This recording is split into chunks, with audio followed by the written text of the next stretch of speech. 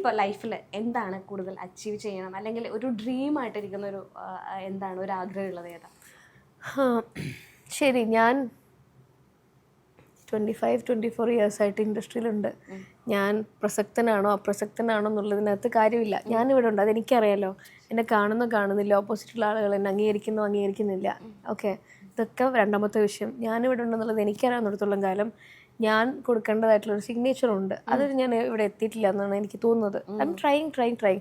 പക്ഷേ ഇറിവലൻ്റ് ആയിട്ടുള്ള കാര്യങ്ങളാണ് ആളുകൾ എൻ്റെ പേരിൽ ഇങ്ങനെ പറഞ്ഞ് കൊട്ടിഘോഷിക്കപ്പെടുക. ഇപ്പം ഈ പറയുന്ന സോ കോൾഡ് നമ്മുടെ തമിഴ്നാട്ടിൽ പോയിട്ട് ഇങ്ങനെ ഒരു സെൻസേഷൻ അൽഹംദുലില്ലാ ഉണ്ടാക്കാൻ പറ്റിയതും ആളുകളുടെ സ്നേഹം ഉണ്ടാക്കാൻ പറ്റി. ഇപ്പം ഞാൻ സ്വന്തമായിട്ടൊരു ഷോ വേറൊരു ചാനൽ ചെയ്യുന്നുണ്ട്. I am hosting a show, Samayal Express എന്ന് പറഞ്ഞിട്ട്. അപ്പോൾ അവരും എൻ്റെ തമിഴ് ഇത്രയും പ്രശ്നമാണ് എന്നൊക്കെ അറിഞ്ഞിട്ട് അവർ വീണ്ടും അവരുടെ ഒരു വിശ്വാസത്തിൻ്റെ പുറത്താണ് എനിക്ക് ആ പ്രോഗ്രാം തന്നത് ആങ്കറായിട്ട്. അതും നന്നായിട്ട് ഹിറ്റായിട്ട് പോകുന്നുണ്ട്. It's doing so well. പക്ഷേ എനിക്കറിയാം എൻ്റെ പരിപാടി ഇതല്ല. എനിക്ക് തോന്നുന്നില്ല ഇവിടെ അങ്ങനെ ഒരുപാട് കോമഡി ഷോസോ അങ്ങനത്തെ പരിപാടിക്കൊന്നും ഞാൻ പോയിട്ടില്ല.